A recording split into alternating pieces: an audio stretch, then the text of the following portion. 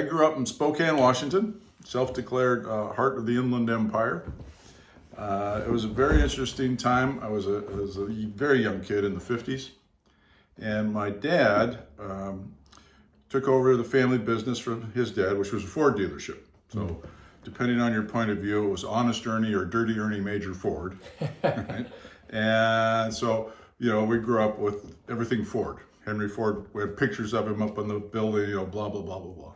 And mine was a pretty, I don't know how to explain it. It was like a little Leave It to Beaver kind of, growing up, a nice little urban neighborhood with yards and families and kids playing in the streets and, all that kind of stuff. And it was all seemingly perfectly normal. Well, now they call that Pleasantville. Yeah, well, fine. I grew up in Pleasantville. Okay. Yeah.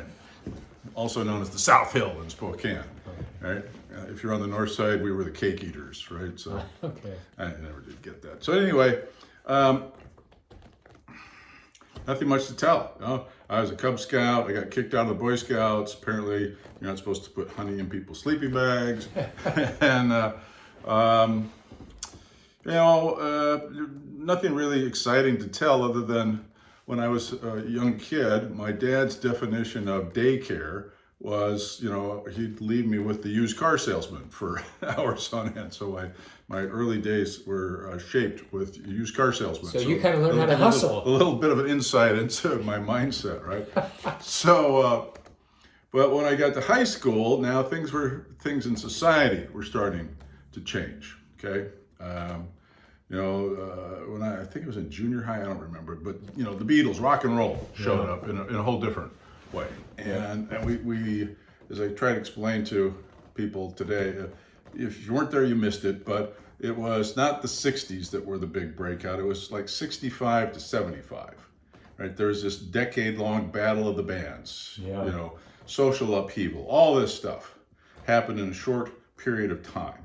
And for us, little, kids from Spokane, Washington, it was pretty astonishing. And the real thing that I think began to change everything for me was the war in Vietnam.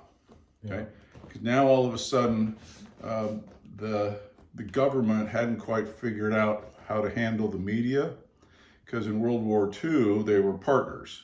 Yeah. So reporters and film crews would go and they'd make these little essentially propaganda movies. Well, now the war in Vietnam was not popular, and these guys could report on anything they wanted to because they didn't have to necessarily have escorts and permission except out in the front line. So they're in Saigon, they're in all the Hue's and all the other different cities, and we're getting live reports on the nightly news, of things. And the thing that stood out to me that kind of woke everybody up was one night there was this scene of the news, and the reporters talking about how these guys just captured this Viet Cong guy and they weren't sure what to do with him, and then suddenly somebody walks up, puts a gun to this guy's head, blows his brains out on the 6 o'clock news. You actually could see this? Yes. Oh wow, that's unbelievable. Yeah, so we're sitting there eating dinner going, wow, and totally changed the national discourse about things. Well, it was also a great example of not intentional but kind of manipulation, the way that the media portrays things. Sure. This was just kind of a random occurrence. Nobody knew what the heck was going on, but it was quickly jumped on by all the anti-war people as proof of this terrible, this horrible, this thing. Well, eventually the backstory came out that the guy that they'd captured had murdered a family, a wife and kids, of a South Vietnamese army officer.